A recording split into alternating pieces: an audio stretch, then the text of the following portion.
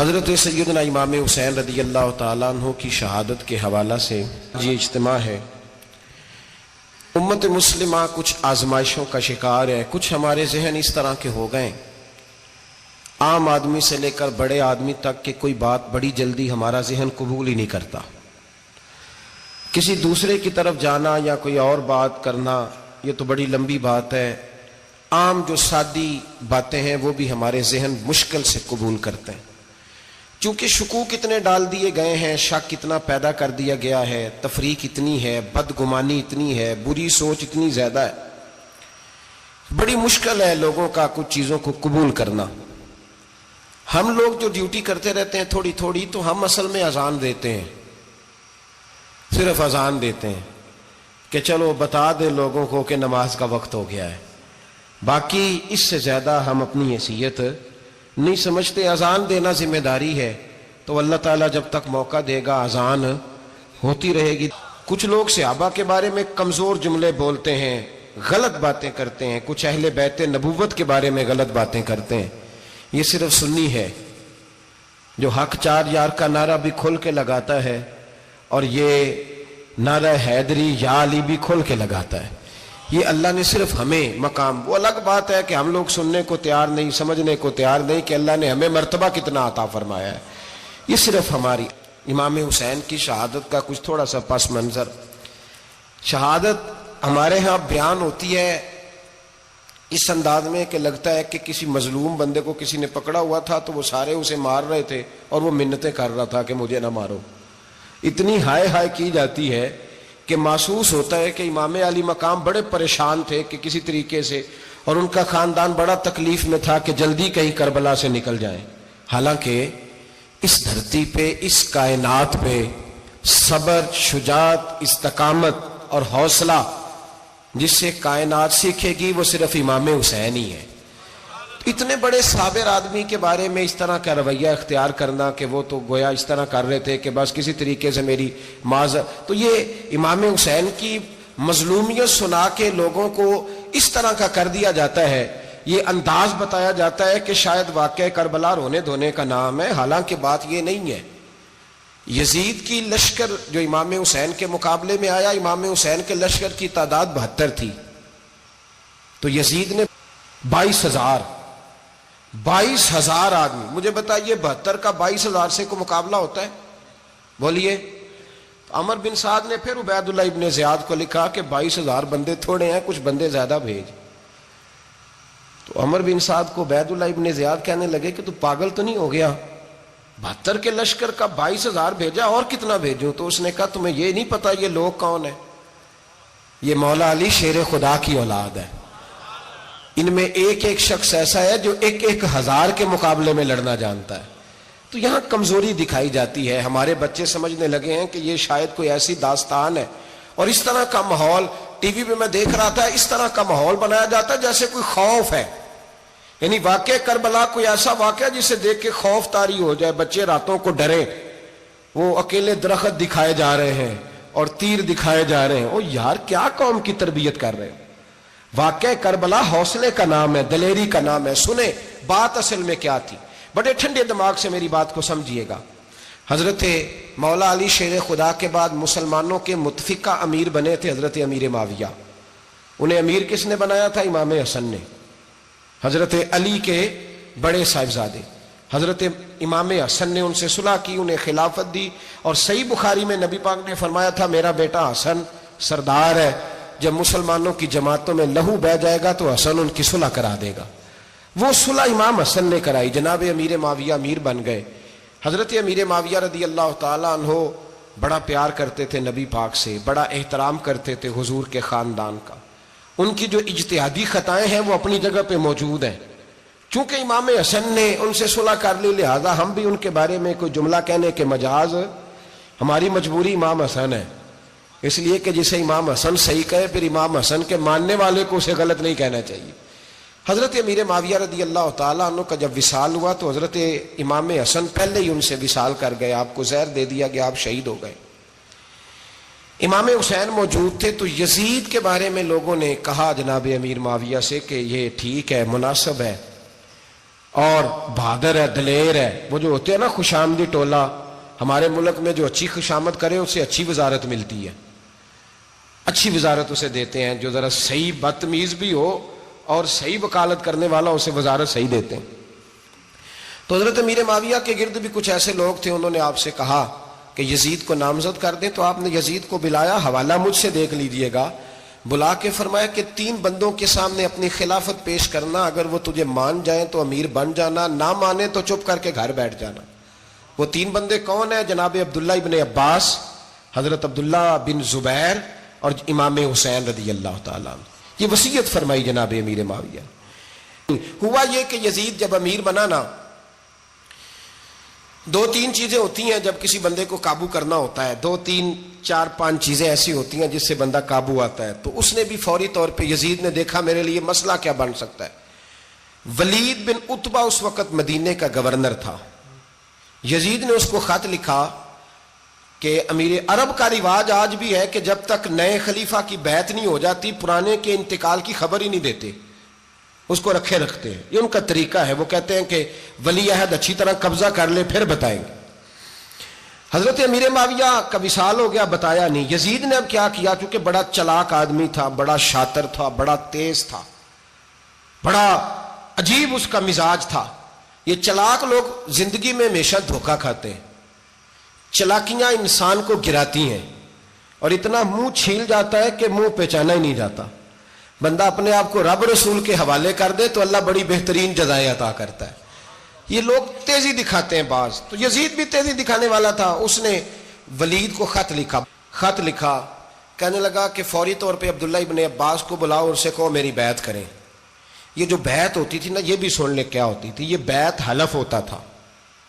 حلف کہ میں اللہ رسول کے نام پہ حلف دیتا ہوں کہ میں یزید کی اطاعت کروں گا، میں اس کے خلاف کوئی بغاوت نہیں کروں گا. کوئی یہ بیعت لوگ سمجھتے ہیں کہ بس ہاتھ پکڑنے کا نام بیعت تھا. اس بیعت کا متبادل جمہوری ملکوں کے اندر ووٹ آیا ہے، اس کا متبادل لفظ.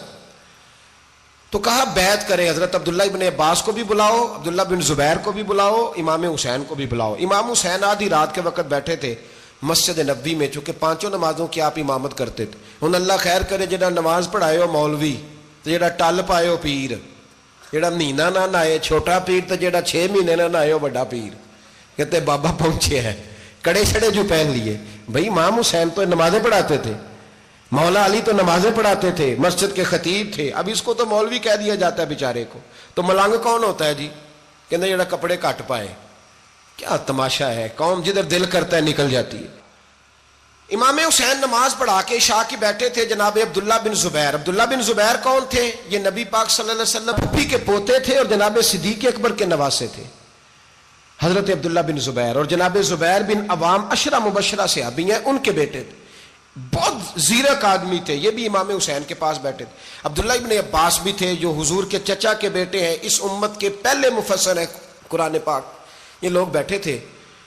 تو ولید نے ایک بندہ بھیجا، اس نے آ کے کہا جناب آپ کو گورنر صاحب نے بلایا ہے. تو عبداللہ بن زبیر کہنے لگے حسین اس وقت بلانے کی بات سمجھ میں نہیں آئی. تو امام حسین بڑے بصیرت والے تھے، اللہ نے بصیرت دی تھی. کہنے لگے عبداللہ آپ کو سمجھ نہیں آئی، مجھے سمجھ آ گئی ہے، امیر معاویہ وصال کر گئے اور یہ ہمیں جو بلایا گیا ہے نا، یہ یزید کی بیعت کے لیے بلایا گیا ہے.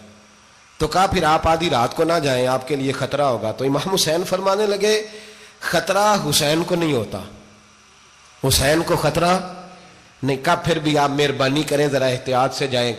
تو جناب عبداللہ ابن زبیر نے، عبداللہ ابن عباس نے 14 بندے نیزے دے کے، تلواریں دے کے امام حسین کے ساتھ بھیجے اور کہا کہ امام حسین اگر اس نے کوئی غلط ملت بات کی نا، زبردستی بیعت کرنے کا کہا، تو آپ بس کوئی ایک بات اونچی آواز میں کر دینا، یہ سپاہی پیچھے آ جائیں گے.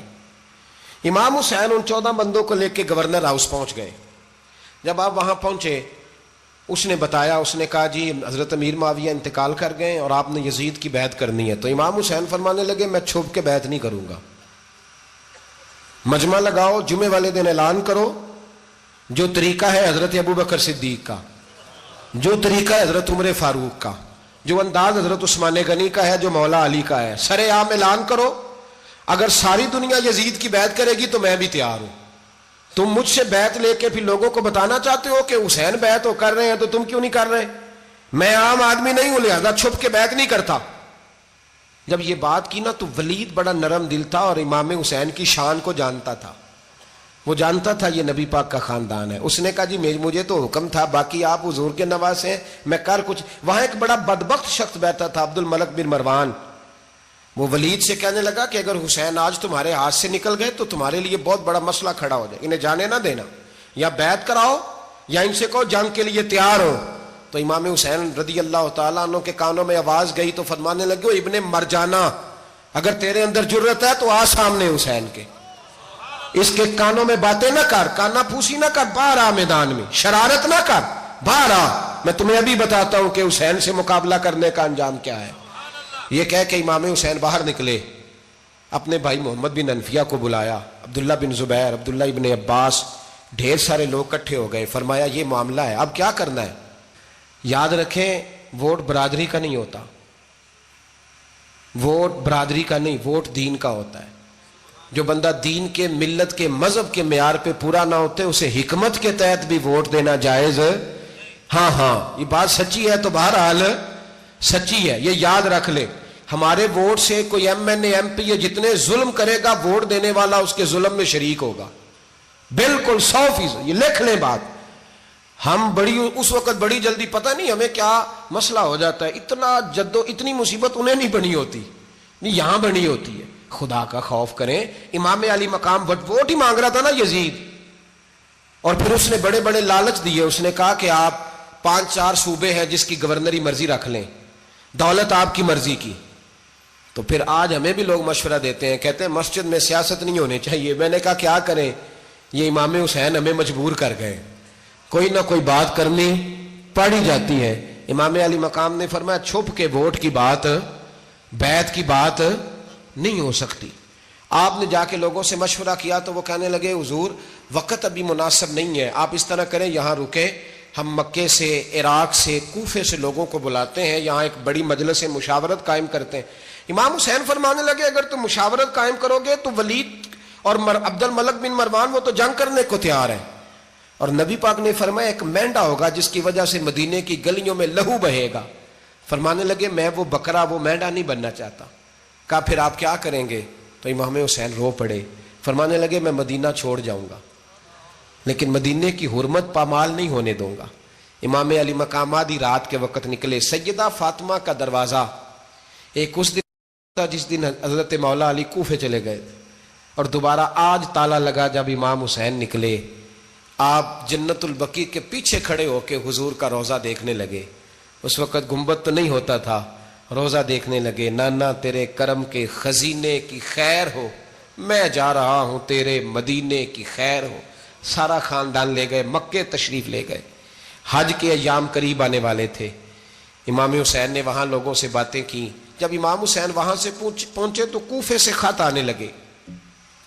کوفہ حضرت علی کا دارالخلافہ تھا، وہاں آپ کے محبین، پیار کرنے والے ڈھیروں تھے. انہیں خط لکھے کہ حضور آپ چپ کر کے بیٹھے ہوئے ہیں اور ہمارے اوپر یزید مسلط ہو گیا ہے.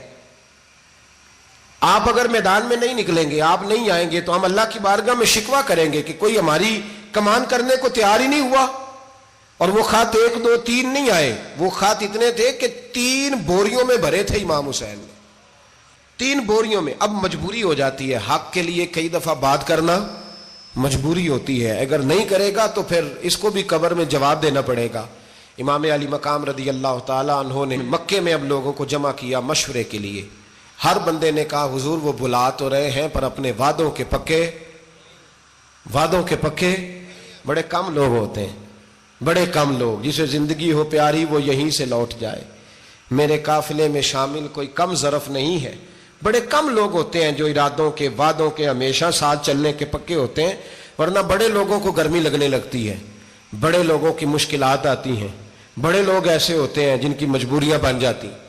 کہا حضور وہ پکے نہیں، آپ نہ جائیں. ہر بندے نے کہا حالات ٹھیک نہیں، حالات گراؤنڈ ریالٹی صحیح نہیں. یہی مشورہ آج بھی ہر بندہ دیتا ہے، ابھی حالات نہیں. اتنے خراب حالات کبھی نہیں ہوئے تھے جتنے امام حسین کے دور میں تھے. لیکن فرمایا میں دین کے خلاف غلط حکمران کو مسلط ہونے کی اجازت غلط حکمران کو مسلط ہونے کی اجازت، مزاحمت کروں گا، مخالفت کروں گا۔ امام کہنے لگے کوئی بات نہیں، وہ میرے ساتھ چلے نہ چلے لیکن میں کوفے جاؤں گا، وہ لوگ میرے ساتھ کھڑا ہونے کو تیار ہے تو وہ جھوٹ ہے یا سچ ہے پر میں چلوں گا۔ جب امام علی مقام نے اصرار فرمایا تو جو آپ کے قریبی صحابہ کرام کی اولادیں تھی ساری، یہ بھی اب بیماری ہے، کچھ لوگ کہتے ہیں جی صحابہ نہیں ساتھ چلے، تو میں کہتا ہوں اہل بیت نبوت کے تو کل افراد 21 تھے، تو 72 میں باقی اولادیں کس کی تھی؟ وہ ساری صحابہ کی اولادیں تھیں، وہ سارے۔ پتہ نہیں کیوں اس طرح کا فلسفہ بیان کیا جاتا ہے جس میں حالات خراب ہو۔ حضرت سیدنا امام علی مقام کو جب بہت زیادہ کہا گیا نا تو امام حسین رضی اللہ تعالیٰ انہوں نے فرمایا چلو میں ایک کام کرتا ہوں، مسلم بن عقیل کو بھیجتا ہوں، حضرت علی کے بھتیجے ہیں، امام حسین رضی اللہ تعالیٰ عنہ کے چچا کے بیٹے ہیں، حضرت عقیل کے صاحبزادے مسلم بن عقیل بڑے سمجھدار آدمی تھے، معاملہ فہم تھے، بڑے جری تھے، اتنا زبردست مشورہ کم لوگ دیتے ہیں جتنا حضرت مسلم بن عقیل دیتے تھے۔ ان کو بھیجا گیا کوفے۔ اب اس میں بڑی تفصیل ہے، وہ اپنے 2 بچے بھی لے گئے۔ جب وہ کوفے پہنچے نا تو کوفے پر جناب نعمان بن بشیر کی حکومت تھی، آپ گورنر تھے اور اہل بیت سے بڑی عقیدت رکھنے والے، نرم رویہ۔ عبید اللہ ابن زیاد کوفے کا گورنر نہیں تھا، یہ کسی اور علاقے کا تھا۔ جب آپ وہاں پہنچے تو نعمان بن بشیر نے دیکھا کہ حضرت مسلم بن عقیل آئے ہیں تو لوگ دوڑے ان کی بیعت کرنے، بھاگے، اتنے لوگ جمع ہوئے کہ ایک دن میں 17,000 آدمی نے بیعت کر لی۔ تو تم پتہ ہے نا جڑا الیکشن لڑتا ہوں راتی جیت کے ہی سوندا ہے، وہ فاتح ہوتا ہے، ہر روز جیتتا ہے، پتہ اسی دن چلتا ہے جس دن الیکشن کا ریزلٹ اناؤنس ہوتا ہے۔ 17,000 آدمی ایک دن آیا۔ اب وہ جو امام مسلم بن عقیل کے وہاں نعرے لگانے والے تھے کہنے لگے حضور یہ پہلے دن کی کارکردگی ہے، 2-4 دن میں دیکھیے کیا ہوتا ہے۔ 2-4 دن میں کیا ہوا؟ 40,000 آدمی نے بیعت کر لی۔ اب وہ 40,000 بندہ تیار ہو گیا۔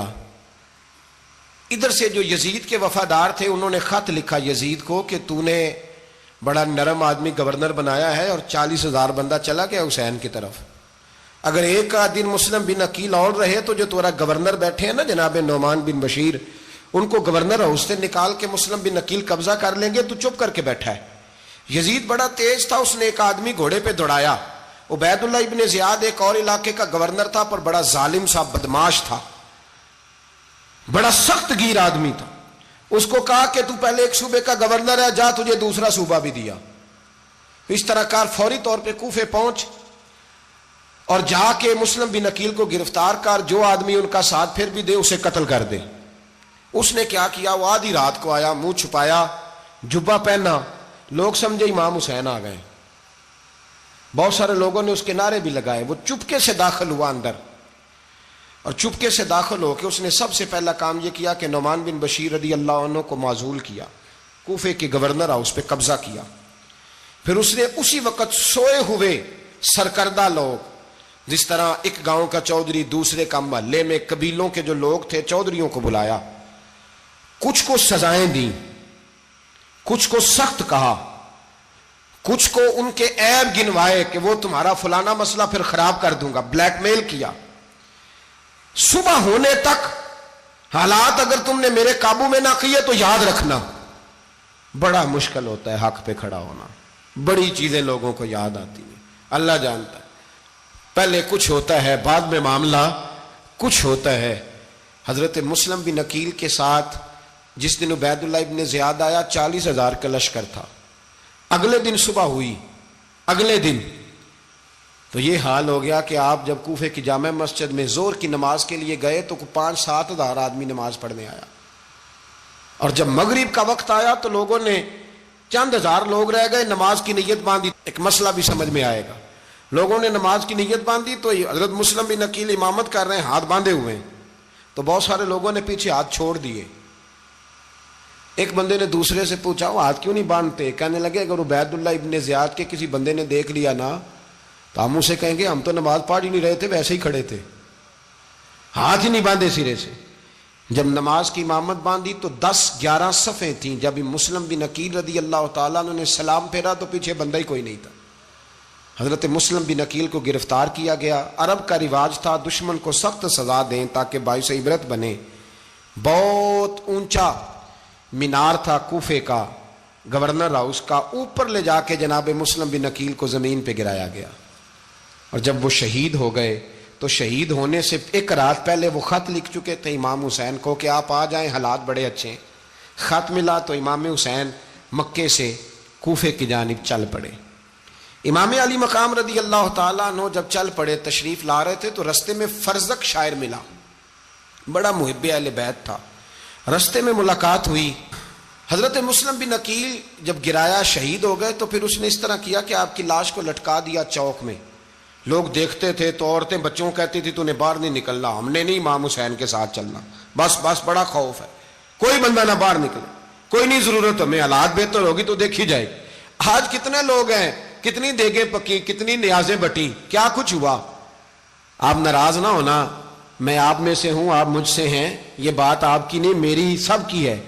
आज भी अगर इमाम हुसैन के नाम पे जान देने की बारी आएगी तो देगे ही रह जाएंगी। नाराज तो नहीं हो गए आप लोग? फटाफट माएँ कहेंगी बाहर नहीं जाना, बिल्कुल पुत्र सानू की लगे, सारा दिन कोई हमारे लिए। वो पीर साहब तो करते रहते हैं बातें, उनका तो काम है, खबरदार हमने नहीं जाना। देगे देने को सारे तैयार हैं, जाने देने को तैयार होना। नाराज हो गए आप लोग?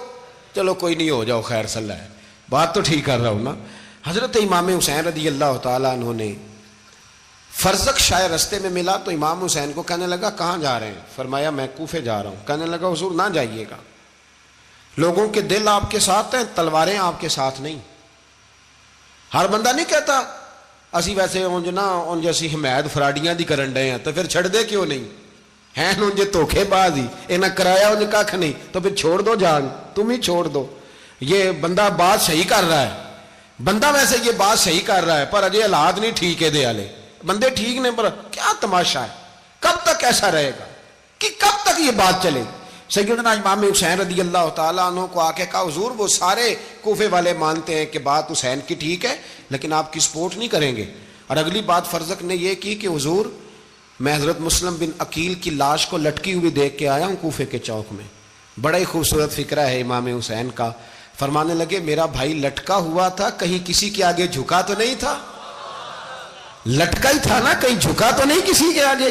कहा हुजूर नहीं। तो आप फरमाने लगे अगर मुस्लिम बिन अकील लटक गया तो हुसैन भी लटक जाएगा, लेकिन झुकेगा। हजरत इमाम हुसैन तशरीफ लाए, बच्चों समेत आए। हुर बिन यजीद एक शख्स था, हुर बिन यजीद नाम याद रखना। हुर बिन यजीद एक मुख्तसर सा लश्कर लेके उसने इमाम हुसैन को एक जगह पे रोका, फिर दूसरी जगह पे रोका, बिल आकर तीसरी जगह पे रोका। तो इमाम हुसैन ने फरमाया जगह कौन सी है? कहा हुजूर करबो बला। फरमाया बस यही खैमे लगा दो, यही।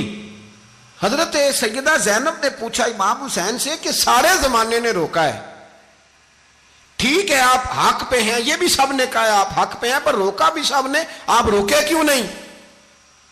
तो इब्ने कसीर और इब्ने असीर लिखते हैं कि इमाम हुसैन रो पड़े, कहने लगे बहन मैं रुक जाता, पर मैंने रात को नाना मुस्तफ़ा को ख्वाब में देखा है। तो हुजूर ने फरमाया हुसैन अगर आज ये रिवाज पड़ गया ना यजीद जैसे लोगों का, तो कयामत तक पड़ा रहेगा। फिर लोग कहेंगे कोई निकला नहीं था तो हमें भी निकलना, फिर लोग जालिमों के सामने गर्दनें झुकाने के आदी हो जाए। मैं कहता रहता हूं, कह रहा हूं, करबला की जंग कुफर इस्लाम की जंग नहीं, कुफर इस्लाम की जंग नहीं करबला की, क्योंकि यजीद तो बड़ा पक्का नमाजी था, खुतबा देता था। वो तो जब इमाम हुसैन रदी अल्लाह ताला अन्हु ने करबला के मैदान में जुमे का दिन था तो यजीद के सामने को बात करनी शुरू की, अमर बिन साद के सामने। तो अमर बिन साद कहने लगा हुसैन ज्यादा बातें ना कर, हमारा जुमा लेट हो रहा है, जंग के लिए तैयार हो, फटाफट आ। अहले बैत नबुव्वत को कत्ल करेंगे और कत्ल के बाद फिर नमाज पढ़ेंगे और फिर कहेंगे अल्लाहुम्मा सल्ली अला मुहम्मदिन व अला आले मुहम्मद, उसी नमाज में फिर दरूद भी पढ़ेंगे। ये कैसा मर्तबा है, कैसा अंदाज है, दोस्ती कातिल से भी मकतूल से याराना भी। हुर बिन यजीद इमाम हुसैन से कहने लगा मुझे हुक्म है आपको रोकने का, आप आगे नहीं जा सकते। इमाम साहब ने फरमाया वजह? जमीन अल्लाह की है। उसने कहा आप बैत नहीं कर रहे, यजीद की हालात आपके हक में दुरुस्त नहीं है, आप नहीं जाएंगे। इमाम रोक गए। जोहर की नमाज का वक्त हुआ तो हजरत अली अकबर इमाम हुसैन के बड़े साहिबजादे, उन्होंने अजान जोहर पढ़ी तो हुर बिन यजीद के लश्कर ने इमाम हुसैन के पीछे नमाज अदा की। کہا بھئی تم مقابلے میں آئے ہو نماز پیچھے پڑھتے ہو؟ کہا حضور مقابلہ تو تلواروں سے کر رہے ہیں پر ہمارا دل تو مانتا ہے نا کہ مصطفیٰ کا نواسہ بڑی شان والا ہے۔ حر بن یزید نے 3 نمازیں لشکر سمیت امام حسین کے پیچھے پڑھی ہیں، 3 نمازیں، ظہر عصر اور مغرب۔ پھر امام حسین کے سامنے شرائط پیش کی کہ آپ کو یہاں گھیر لیا گیا ہے، یہاں آپ بیعت کریں گے، یہاں جنگ کریں گے، 2 ہی باتیں۔ امام حسین نے فرمایا نہیں بھائی بیعت تو میں نہیں کرتا، اس کے علاوہ تم جو کہتے ہو میں کرنے کو تیار ہوں۔ اس نے خط لکھا، عبید اللہ ابن زیاد کو ایک بندہ دوڑایا پیچھے کوفے، چند میل پہ کوفہ تھا، کہا وہ نہیں مان رہے، کیا کرنا ہے؟ تو حسین ابن علی ہے، میں زیادہ دیر انہیں روک بھی نہیں سکتا۔ انہوں نے پیغام دیا حر بن یزید کو کہ کرنا کچھ بھی نہیں، ان کا پانی بند کر دو، بلیک میل کرو، کھانا پانی نہیں ملے گا، چھوٹے چھوٹے بچے ہیں، خود ہی مان جائیں گے۔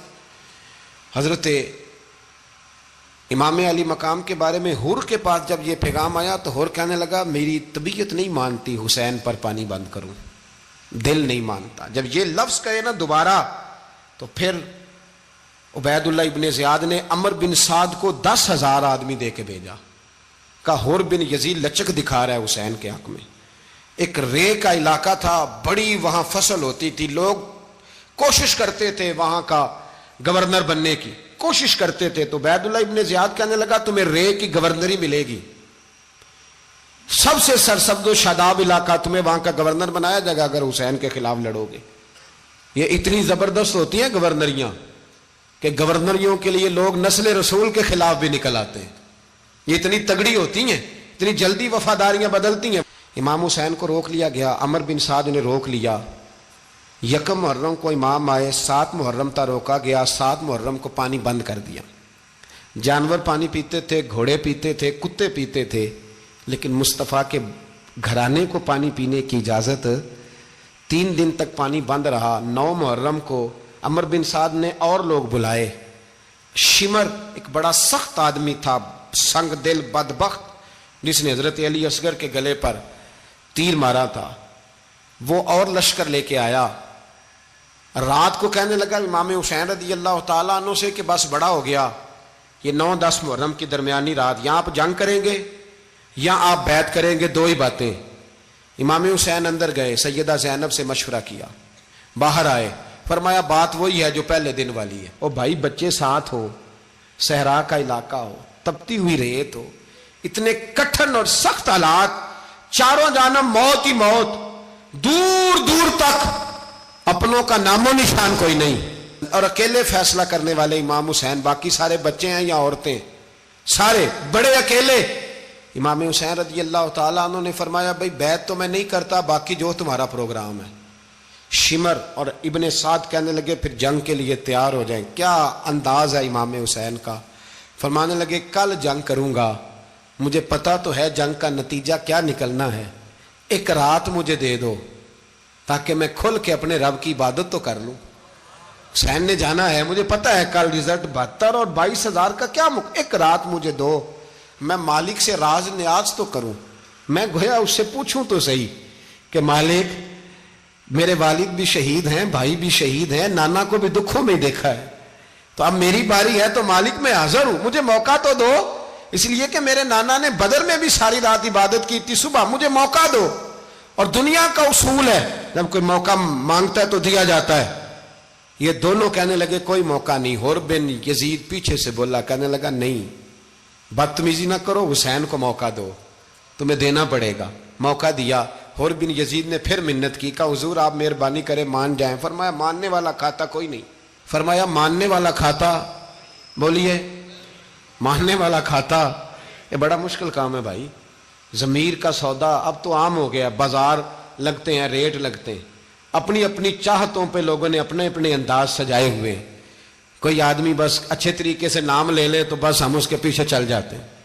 اب تو عام ہو گیا یہ معاملہ۔ امام حسین نے فرمایا ہو ہی نہیں سکتا، ممکن ہی نہیں ہے۔ ساری رات عبادت میں گزری، ریاضت میں گزری۔ تہجد کا وقت ہوا تو گھر والوں کو بلایا، فرمایا دیکھنا تمہاری سی کی آواز نہ باہر آئے، خبردار سی کی آواز نہ آئے۔ اور امام زین العابدین سے فرمایا تو بیمار ہے، تو جہاد نہیں کرے گا، لیکن خیال رکھنا پیچھے۔ اور بڑی قیمتی بات بتا رہا ہوں، ہماری بیویاں کسی کے گھر میت ہو جائے تو 4 دن بخار نہیں اترتا، امام علی مقام نے سیدہ زینب سے فرمایا تو بڑی ہے، میری بہن ہے، پیچھے سارے بچے ہیں، جوان ہیں، ان کے حوصلے تیری ذمہ داری ہیں۔ صبح جنگ کا طبل بجنے لگا، فجر کی نماز پڑھی، سورج چڑھا، 10 محرم کا دن، جمعے کا وقت، جناب سیدنا امام حسین رضی اللہ تعالیٰ عنہ نے ریت پر سجدے کیے، لمبے سجدے، لمبی نماز، سورۃ الشمس کی آیات دوسری رکعت میں پڑھی تو سارا کربلا گونجنے لگا۔ کیا انداز تکلم تھا امام علی مقام کا۔ نماز مکمل ہوئی تو حور بن یزید، عمر بن سعد اور شیمر سے کہنے لگے واقعی حسین سے لڑو گے؟ پتہ نہیں کون ہے۔ قل لا اسألکم علیہ اجرا، تم نے نہیں پڑھا؟ الا المودۃ فی القربى، تمہاری آنکھیں بند ہیں۔ الحسن والحسین سید الشباب اہل جنہ، تمہیں نہیں پتا؟ کہنے لگا چپ کر، حکومت نظر آ رہی ہے۔ اور بن یزید کہنے لگے پھر میرا بھی فیصلہ سنو، مجھے حکومت نہیں چاہیے، مجھے جنت چاہیے۔ حکومت نہیں چاہیے۔ امام حسین کی پہلی فتح دیکھیں، اور بن یزید ایڑی لگا کے نا یزید کے لشکر سے نکل کے امام حسین کے لشکر میں شامل ہو گیا، اور پہلا شخص جس نے امام حسین کو روکا، امام حسین کے نام پر پہلا سر بھی اسی شخص نے کٹایا ہے۔ لیکن یزید کی قبر پہ لعنت بھی کوئی نہیں برساتا، اس کا محل تھا بہت بڑا، لیکن جب لوگ کربلا میں امام حسین کو سلام کرنے جاتے ہیں تو قدموں میں حور بن یزید کا مزار بھی بنا ہوا ہے، اس کو بھی سلامی دی جاتی ہے۔ اور اب ہم اکیلا حور بن یزید نہیں کہتے، ہم کہتے ہیں حور بن یزید رضی اللہ تعالیٰ۔ اب ہم اتنی تعظیم کرتے ہیں اس حور کی۔ جناب امام حسین کو میدان میں کھڑا کیا گیا، جہاد کا طبل بجا، پہلے خدام آئے، اور سن لو آج وہ پتہ نہیں بازاری سے لوگ چڑھ گئے اسٹیجوں پہ، بازاری سے، نہ چہرے پہ داڑھی ہے نہ سر پہ کوئی کپڑا ہے، بازاری لوگ ہیں، بھاگ رہے ہیں، بازو چڑھائے ہوئے ہیں، بٹن کھولے ہوئے ہیں، تماشا بنا دیا۔ سننے والوں کا بھی اللہ ہی حافظ ہے، وہ سٹیج پہ یہ اہل بیت کی شان بیان کرتا ہے، بھاگ کے ادھر جاتا ہے، یہ کوئی طریقہ ہے؟ سننے والوں کا بھی عجیب انداز ہے، ہر بندے کو سننے بیٹھ جاتے ہیں۔ دین مہذب ہے، تہذیب والا ہے، دلائل رکھتا ہے، دین وقار رکھتا ہے، ایسے لوگ اب دین بیان کریں گے؟ حضرت سیدنا امام حسین رضی اللہ تعالیٰ عنہ صبح جب جہاد کا وقت آیا، پتہ ہے کون کون تھے کربلا میں؟ امام حسین کے ساتھ امام حسین کے 4 بھائی تھے کربلا میں۔ کتنے؟ بول کے بتائیں۔ حضرت علی کے 4 بیٹے، عباس بن علی، جن کو حضرت عباس کہا جاتا ہے نا، علمدار، یہ حضرت علی کی دوسری زوجہ میں سے۔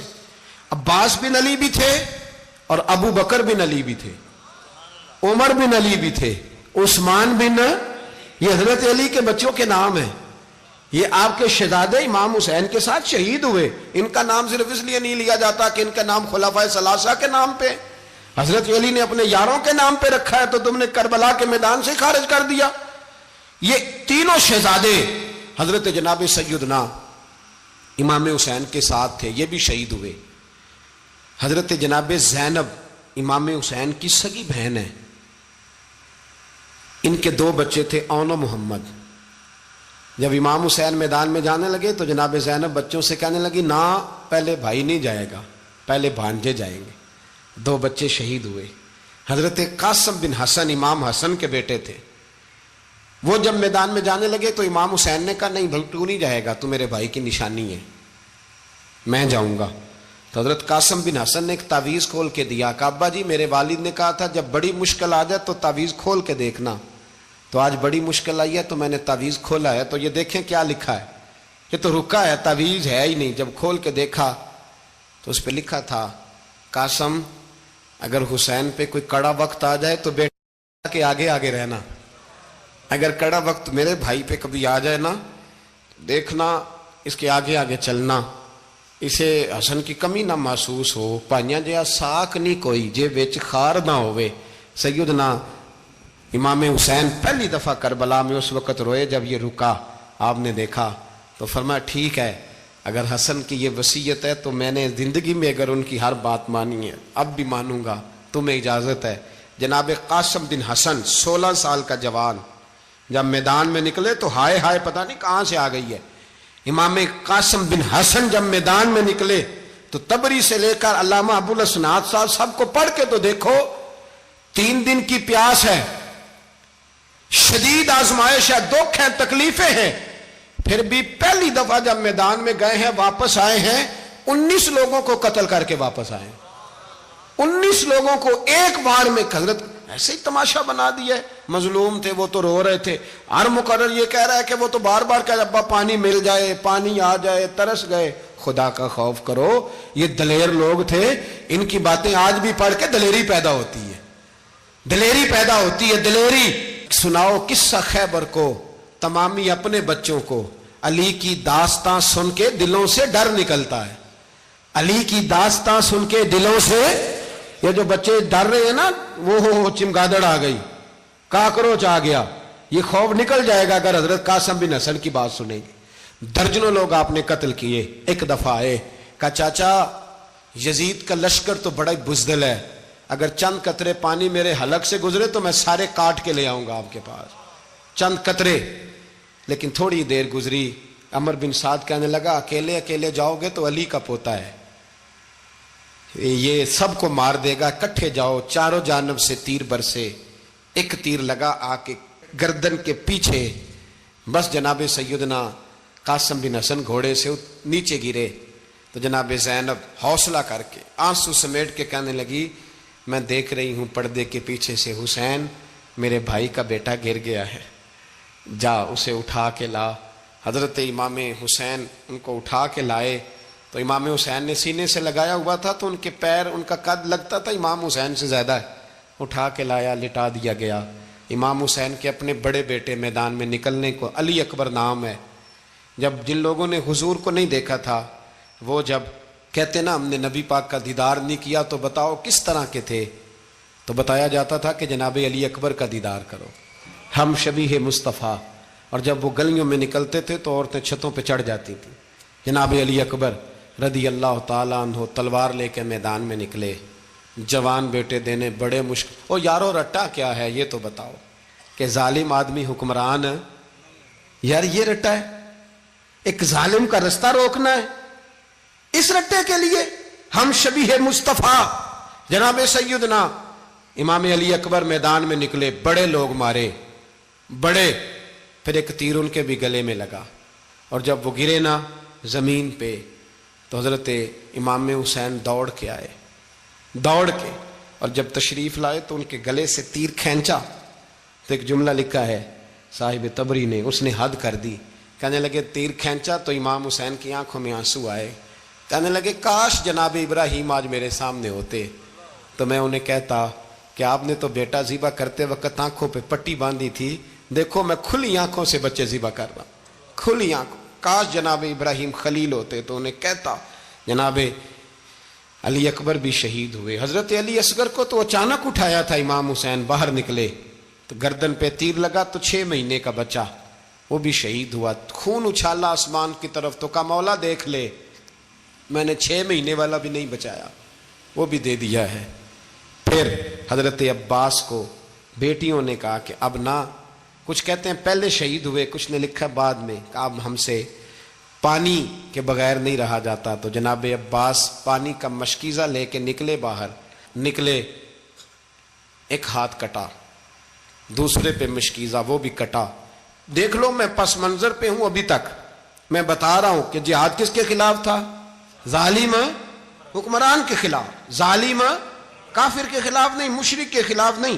حضرت امام حسین رضی اللہ تعالیٰ عنہ نے ہر جگہ ایک ہی بات کی کہ یزید شرابی ہے تو بچے کٹوا دوں گا، شرابی کو ووٹ۔ یہ ایک نہیں، ہر کتاب میں یہی لکھا، ہر کتاب میں، اور ہر مسلک کی کتاب۔ یزید چونکہ مجرے دیکھتا ہے، رنڈیوں کا ناچ دیکھتا ہے، بچے کٹوا دوں گا، اس کے ہاتھ میں ہاتھ۔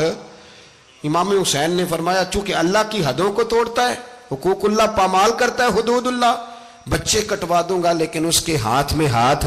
سارا دن خود مجرا دیکھنا اور 10 محرم کو 2 دیگیں پکا کے حسینی بن جانا، سارا سال خود گند مند کرنا، شرابیوں کے ساتھ رہنا، اور 10 محرم کو 2 آنسو بہا کے یاد رکھنا۔ میں ہمیشہ کہتا ہوں، پھر کہہ رہا ہوں، جس کے موبائل میں گندے گانے ہیں، گند دیکھتا ہے، شرابی کبابی کا سپورٹر ہے، ووٹر ہے، یا مجرے دیکھتا ہے آتا جاتا ہے، وہ یاد رکھے قیامت میں امام حسین کا ہاتھ ہوگا، اس کا گریبان ہوگا، ہم سے نہ رقم ہوں گے قصیدے یزید کے، ہم لوگ تو حسین کے سیرت نگار۔ حضرت عباس کا بازو کٹا، پھر پانی تو بھر لیا تھا، لا نہ سکے، پھر گردن کٹی تو شہید ہوئے۔ بچوں کی بھی شہادت ہوئی، پر جب ان کا لاشا اٹھایا تو امام حسین کہنے لگے مولا اب نہ حسین کی کمر کمزور ہو گئی ہے، اب کمزور ہو، اور بھائی ایک میت ہو جائے تو 4-5 دن تو پوری آنکھیں نہیں کھلتی، کیسا جری خاندان ہے۔ تھوڑی دیر گزری تو امام علی مقام نے پٹکا باندھا، سر پہ دستار باندھی، مولا علی کی تلوار پکڑی، نبی پاک کا امامہ باندھا اور گھوڑے پہ سوار ہوئے تو کہنے لگے زینب گھر تیرے حوالے اور میں اللہ کے حوالے، گھر تیرے حوالے اور میں، اور پھر امام حسین نکلے، امام علی مقام نکلے۔ راوی کہتے ہیں کہ یہ جلوہ پہلے بھی بڑے سونے تھے، پر آج جو رنگ دیکھا وہ کبھی نہیں دیکھا۔ کیا انداز تھا، جدھر جاتے نعرہ لگاتے تو حد ہو جاتی۔ اتنے لوگ امام حسین نے کاٹے، اتنے کاٹے، پھر واپس پلٹ کے آئے اور کہنے لگے زینب ذرا پردے کے پیچھے سے دیکھ تو صحیح میری بہن، ان بزدلوں کو جرت ہی نہیں ہو رہی حسین کے مقابلے میں آنے، ایک دوسرے کو دھکا دیتے، تو جا تو جا، پھر اکٹھے وار ہوئے۔ یہ کون ہے کٹا ہوا، لباس ہے پھٹا ہوا، یہ بال یقین حسین ہے، نبی کا نور عین ہے۔ پھر چاروں جانب سے تیر برسے تو امام علی مقام چونکہ نماز کا وقت ہو گیا تھا، اترے گھوڑے سے، خون بہ رہا تھا، گرم ترین ریت سے تیمم کیا، سر سجدے میں رکھا، اور جب شمر آپ کی گردن کاٹنے لگا تو کہنے لگے ٹھہر جا ذرا رب سے ایک بات کر لینے دے، اور پھر بولے امام حسین، کہنے لگے مالک تو اب بتا کہ حسین سے راضی ہے کہ ناراض ہے، تو بتا۔ تو پھر ایک آواز آئی، یا ایتھا النفس مطمئنہ ارجعی الی ربک راضیۃ مرضیہ، فرمایا نفس مطمئنہ واپس آ جا، تو اللہ سے راضی ہے، اللہ تجھ سے راضی۔ امام حسین وہاں شہید ہو گئے۔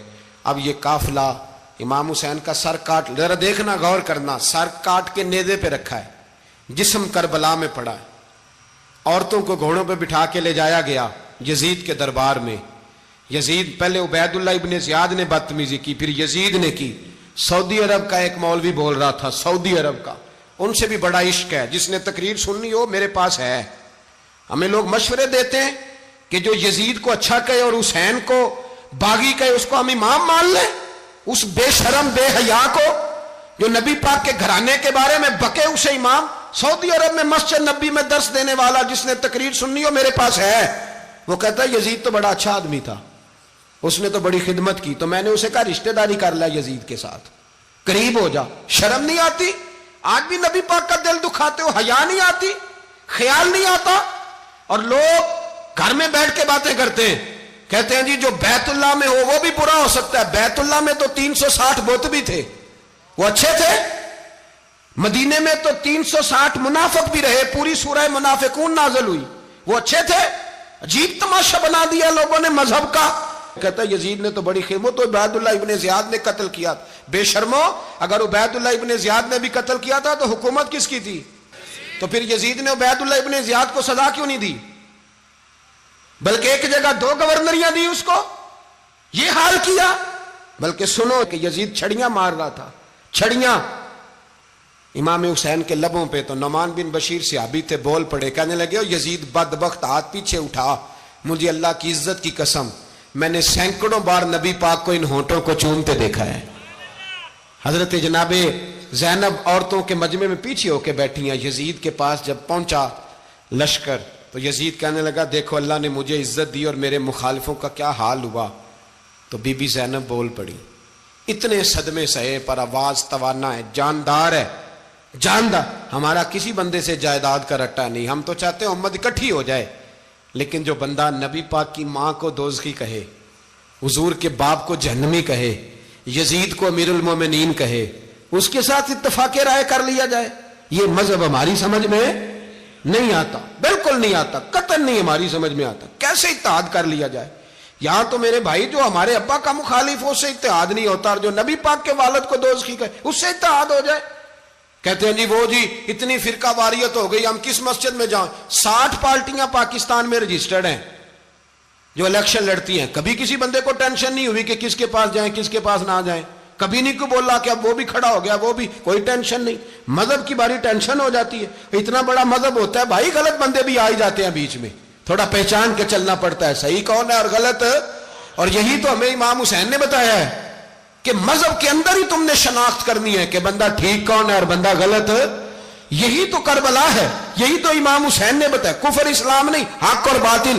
تو سمجھیے گا, حضرت سیدہ زینب نے جب سنا نا کہ یہ کہہ رہا ہے کہ مجھے اللہ نے عزت دی, تو جناب زینب بولی. نعمان بن بشیر کہتے ہیں بی بی بولی, اتنے صدمے ہیں پر جناب زینب بولی اللہ اکبر.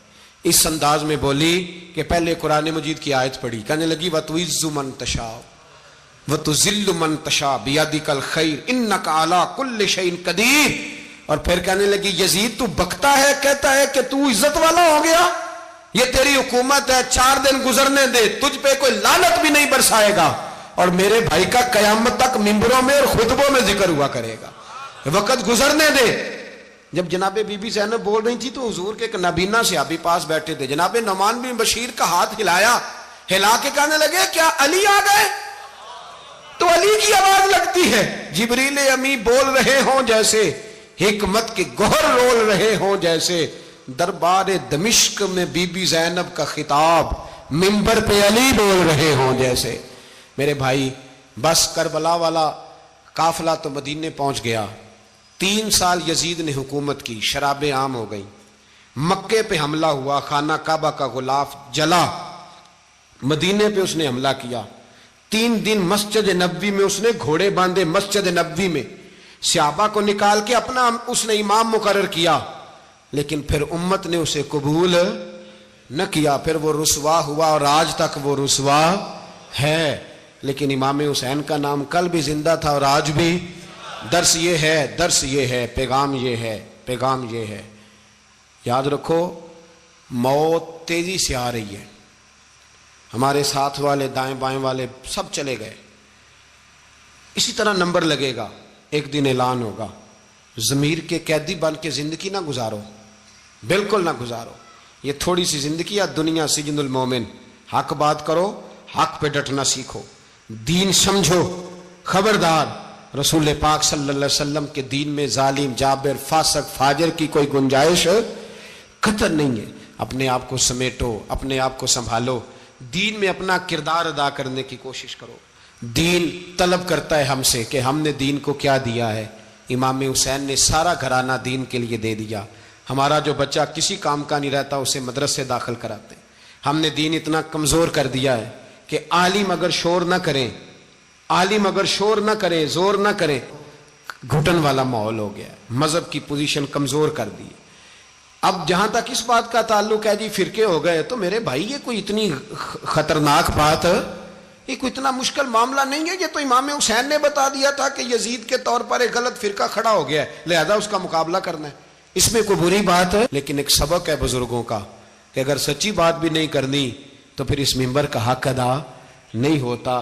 جو سچ بولے وہ حسینی ہے, جو ظالم کے سامنے کھڑا ہو جائے وہ حسینی ہے. جو مصلحت کوش ہو, جو کہے ٹائم نہیں, گراؤنڈ ریالٹی نہیں, حالات نہیں, طبیعت نہیں, موقع نہیں, تو ابھی امام حسین کے پیغام کو نہیں سمجھا.